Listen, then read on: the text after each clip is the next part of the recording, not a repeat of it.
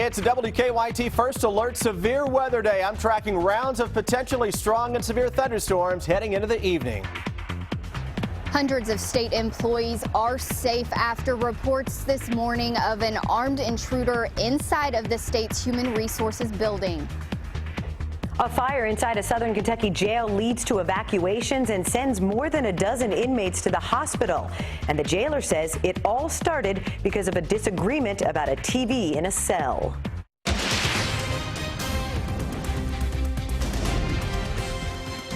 WKYT News starts now with First Alert Weather.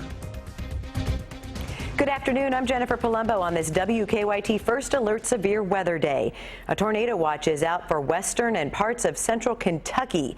Here's a live look at downtown Lexington from one of our sky cams where it's a warm and windy afternoon. WKYT Chief Meteorologist Chris Bailey is tracking the threat first at 4. And Chris, here in Lexington, it's the calm before the storm. Yeah, we've still got several hours before those lines of strong and severe thunderstorms work into central and eastern Kentucky. Yes, we can still get in on a thunderstorm or two, but the worst of the weather is still likely several hours away. We mentioned that tornado watch that is out for parts of western Kentucky. This is just to the west of the Frankfort area, capital city. You get over into Shelby County. Now we have that tornado watch that'll go until 9 o'clock. Elizabethtown, the Louisville Metro down to Bowling Green included in that.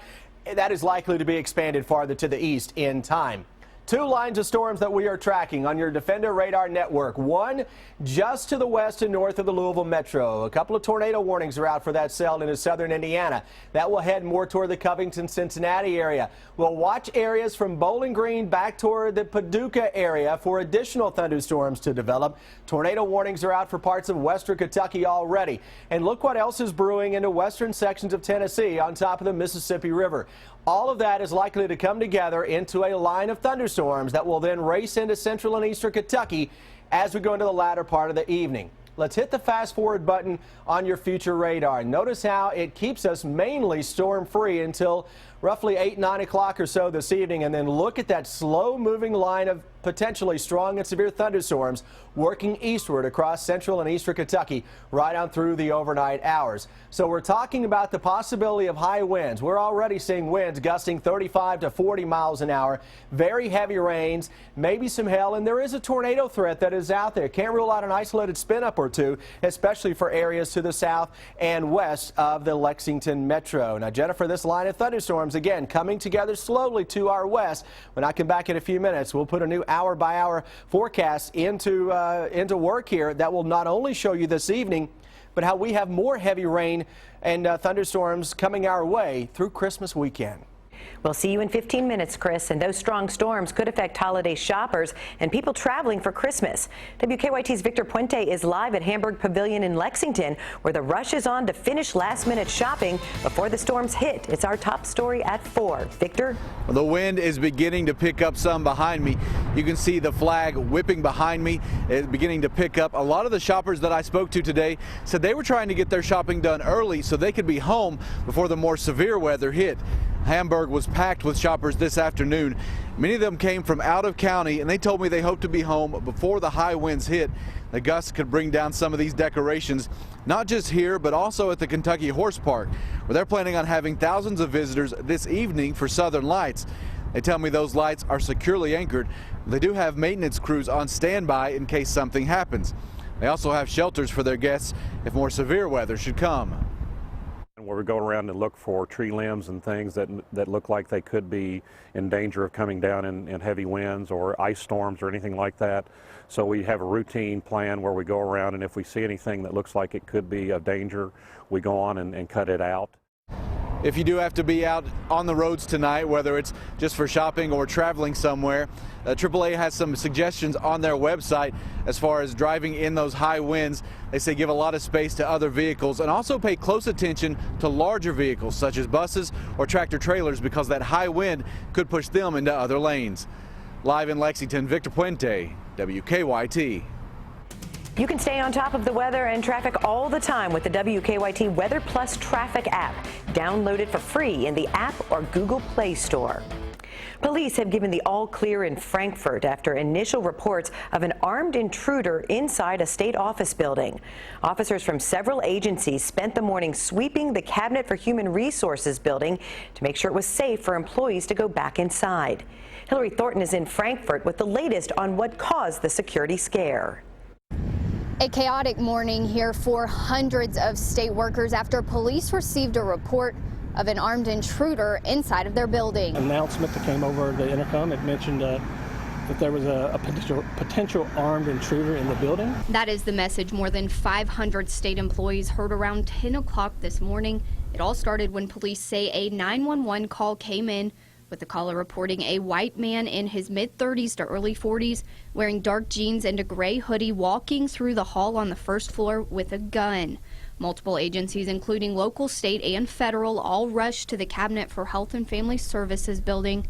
Officers say once they were to the building on East Main Street, they found people rushing out of the building while some locked their doors, hiding under their desks. Teams first on the scene say their initial sweep of the building found no threat. Employees were then evacuated and police broke into search teams, taking more than 2 hours to do what they call a methodical sweep of the building from top to bottom. Officers do plan to take a look at surveillance video to possibly see what caused all of the alarm. Investigators believe the initial report came from someone who was legitimately concerned, but possibly mistaken. Obviously, they think they saw something. And I personally interviewed the woman that saw it, as well as Major Warfel. And, you know, this story went from somebody carrying a long gun to somebody carrying a pistol to something black on their side with something hanging down. Employees who were evacuated were shuttled to Kentucky State University and a few other locations throughout Frankfort. In Frankfort, Hillary Thornton, WKYT. The Franklin County Sheriff's Office and Kentucky State Police investigated but determined the reports of an armed intruder were not credible. After the final sweep was done, employees were allowed back in the building. The attorney for Rowan County Clerk Kim Davis calls Governor Matt Bevin's decision to remove county clerks' names from marriage licenses a Christmas gift. Davis spent 5 days in jail for refusing to issue marriage licenses to same-sex couples. She told the Associated Press she prayed for those who disagreed with her and feels the pace of social change has awakened Christians across the country. She describes her year at the center of one of the biggest social changes in decades as very emotional, but she said simply telling others about her faith wasn't enough, which is why she said she had to put her faith in action by refusing to issue the licenses. Our reporters are working on a number of other stories for WKYT starting at 4:30. Amber Philpott joins us from the newsroom with a look at some of the news in progress. Hello, Amber. Hello to you, Jennifer. An arson investigator thinks a fire was intentionally set at the Rockcastle County Jail early this morning. The jailer says the fire happened after a disagreement among inmates over what to watch on TV. The fire forced the evacuation of the jail. Troopers are now questioning several inmates about the fire. No one has been charged, but 13 inmates and 2 employees went to hospitals to be treated for smoke inhalation. Inmates who were not hurt were guarded closely as they were loaded onto school buses and then moved to the Laurel County Detention Center. We try to be good to all these guys here and treat everybody with respect and treat them like family. But, you know, and then some of them turns around and does this. It's pretty bad. It's pretty heartbreaking. Well, because the jail is closed for repairs, 10 jail employees are out of work until it reopens. We'll have more from the jailer ahead for you on WKYT News at 4:30. The community soup kitchen in Moorhead serves meals daily, but today the kitchen expected 1,000 people to come in for a hot meal. Student athletes from Rowan County Senior High and Moorhead State University helped serve those in need. Soup kitchen owners Lula and Tony Pico feel so blessed to have so many volunteers show up to support others in their community. Amazing. I mean, Tony and I are both blessed, and we just wanted to bless other people. We've always had what we want to eat, and I just really can't stand the thought of people going without food. The kitchen served meals until 3:30 this afternoon. That is a look at just some of the news in progress. Jennifer, back to you. Thanks, Amber. Now to a story making headlines across the nation at 4. The suspect in Sunday night's deadly crash on the Las Vegas Strip made her first court appearance today. The 24-year-old driver is accused of driving her car into a crowd of pedestrians, killing one person and injuring dozens more. Karen Kafa has details and a look at what may be ahead. Joe Boone, Scott Conn. Lakeisha Holloway made a very brief appearance in a Nevada courtroom Wednesday, her first since being formally charged.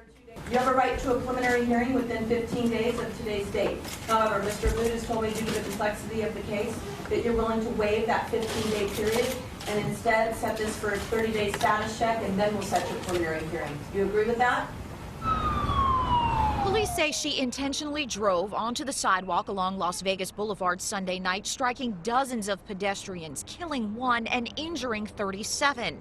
Outside the courtroom, her legal representative cautioned against rushing to judgment about intent or guilt. Just because she's charged, it doesn't mean she's guilty.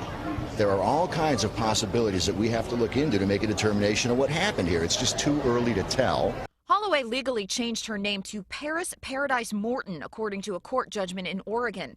Authorities, however, have continued to identify her by her former name. So far, she's been charged with 3 counts: murder with a deadly weapon, leaving the scene of an accident, and child abuse, neglect, or endangerment. Her 3-year-old daughter was in the car. Both the defense and prosecution anticipate additional charges as the investigation continues.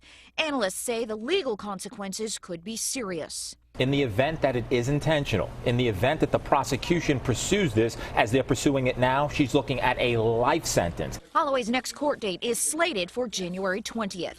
I'm Karen Kafa reporting.